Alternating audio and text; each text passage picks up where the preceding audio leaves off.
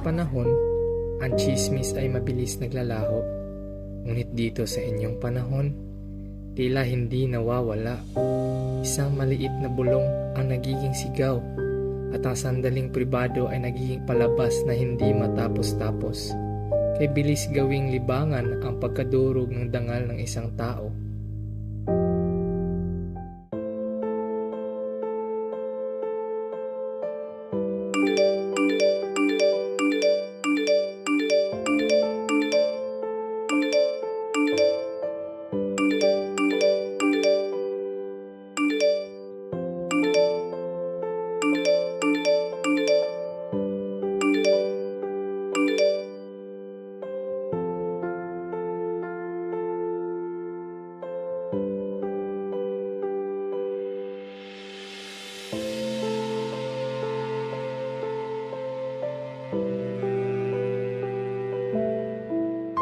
Sa gabing ito, walang tunog ang mundo maliban sa pagbasag ng loob. Sa bawat patak ng luha, unti-unting bumibigay ang lakas na kanina'y pilit ipinaglalaban. Tanging bigat na hindi matatakasan, isang bigat na siyang bumabara ng tanging pag-asa.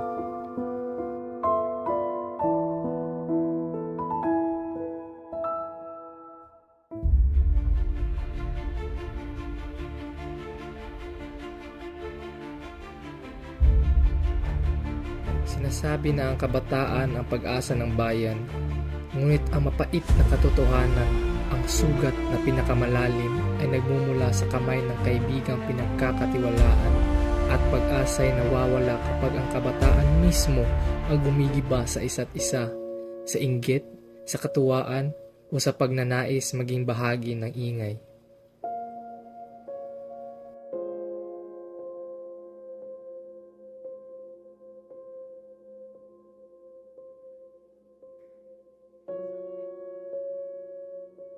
Ngunit sa pagitan ng iyak at paghinga, may umuusbong na munting pag-unawa. Hindi kailangang mag-isa. Sa paglapit mo sa unang taong handang makinig, sa tinig na marunong umalalay, dahan-dahang bumabalik ang anyo ng pag-asa.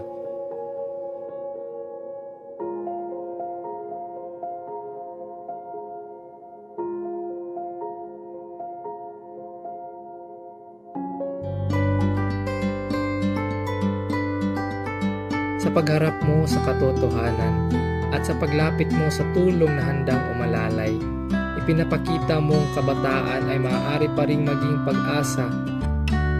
Hindi dahil sa perpekto, kundi dahil marunong magbago, magpatawad, magsimula muli.